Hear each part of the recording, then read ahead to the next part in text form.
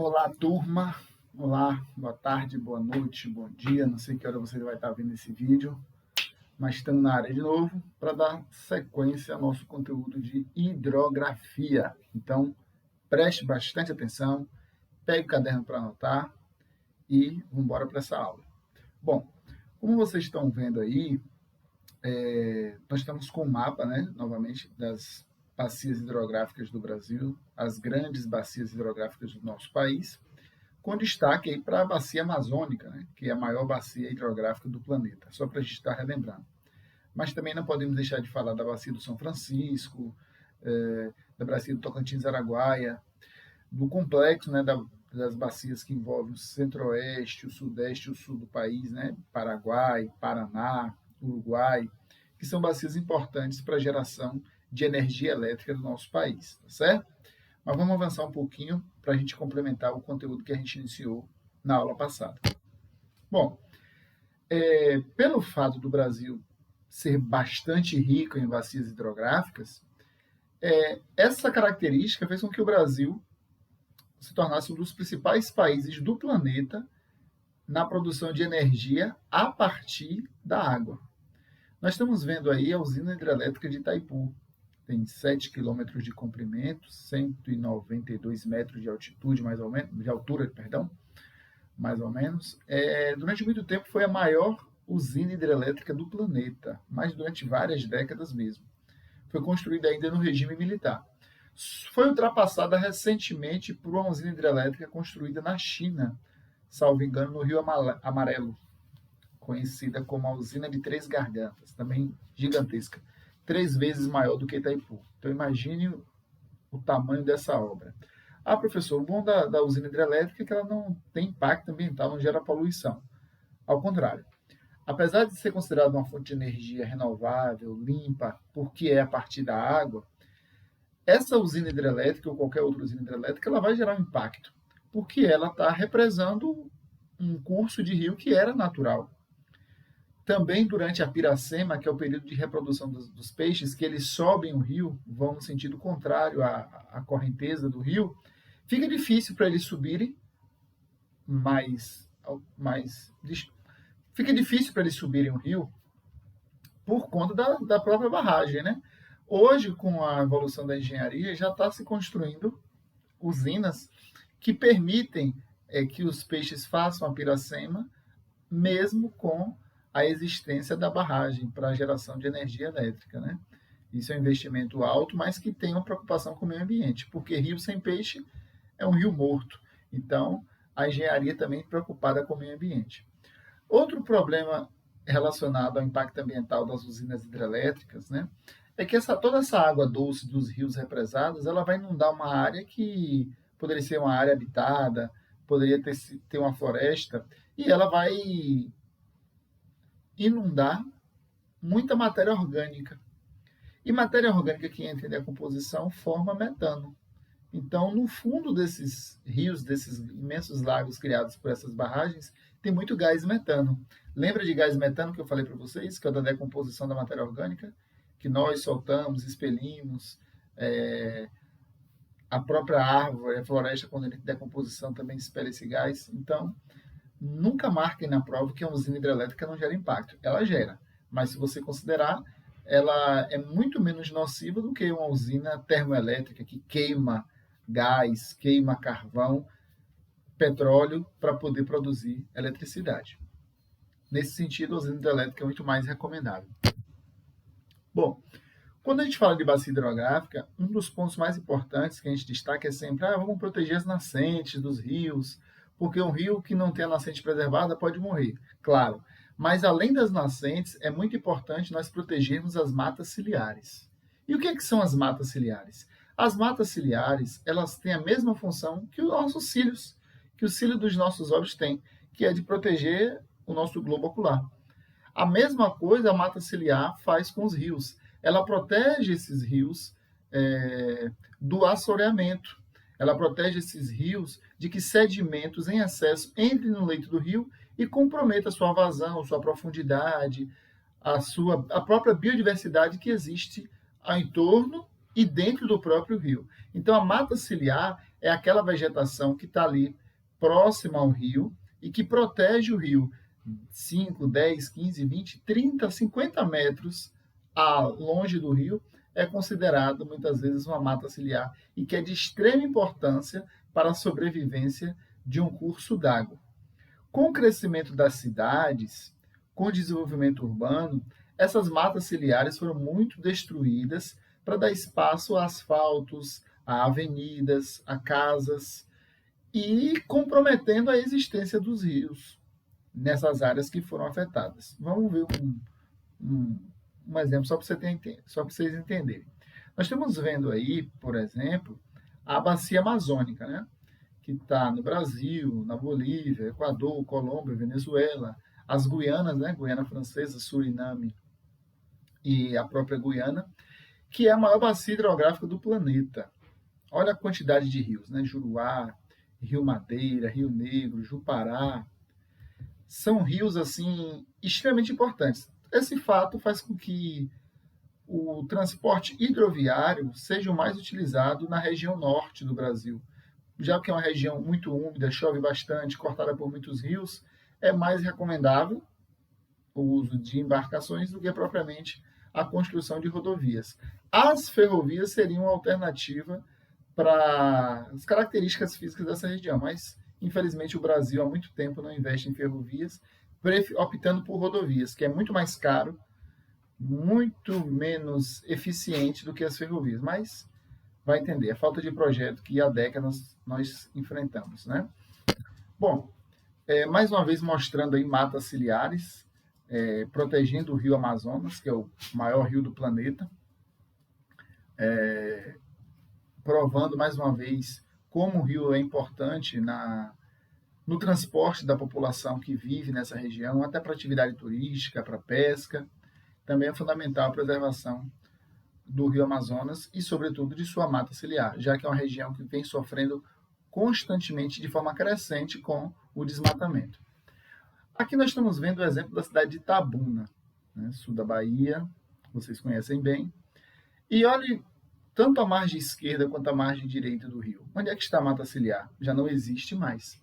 Essa mata ciliar foi retirada porque a cidade cresceu. E ela cresceu em direção ao rio. Ela cresceu margeando o rio. Então foram construídas pontes, avenidas, o próprio calçadão. E que a gente acha, a orla ficou bonita, olha como está agora iluminada, bem equipada. Pois é. Só que tanto essa orla, esse calçadão e esse asfalto que estão perto do rio, eles destruíram a vegetação que protegia esse rio Cachoeira. É por isso que muitas vezes esse rio Cachoeira ele está com aspecto fétido, exalando um mau cheiro, porque tem mais esgoto do que rio propriamente, sobretudo nas épocas de seca, de estiagem, né, que não chove tanto. Graças a Deus agora está chovendo bastante, mês de novembro, a gente não está tendo a oportunidade de verificar, ainda bem, né, essa situação caótica do rio. E não à toa fizeram uma barragem mais à frente, antes da ponte, para reter um pouco do curso d'água e formar esse espelho d'água, né? Pra vocês terem ideia, as baronesas, que muitas vezes ficam presentes no Rio Cachoeira, as pessoas às vezes até brincam, desenhando até um campo de futebol com as baronesas, em alguns memes. A baronesa é uma vegetação, é um tipo de planta, um tipo de vegetação, que ela se alimenta de matéria orgânica, né? Como tem muito despejo de esgoto no rio, acaba que é um ambiente propício para a proliferação dessas baronesas. E o grande problema da baronesa não é quando ela está viva, verdinha, em grande quantidade. O grande problema da baronesa é quando ela acaba morrendo no próprio rio. Matéria orgânica e decomposição, lembra? Quando a baronesa acaba se decompondo no rio, ela vai formar um fenômeno chamado eutrofização, deixando o ambiente eutrófico, que é a retirada de oxigênio do rio.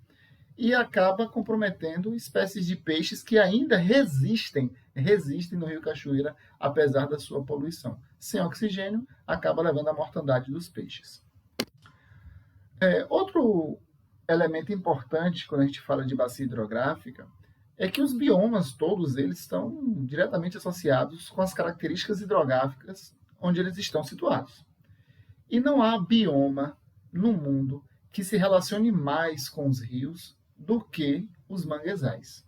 Repetindo, não há bioma em nenhum canto do planeta que se relacione melhor com os rios do que os manguezais. O que é bioma, professor? Bioma é uma formação vegetal específica de uma determinada área que envolve características, muitas vezes, do clima, do solo, do relevo e da hidrografia do local para formar essa vegetação específica. No caso dos manguezais, é um ambiente muito particular, porque ora ele recebe mais influência do mar, quando a maré está cheia, água salgada. Ora ele recebe mais influência do rio, água doce.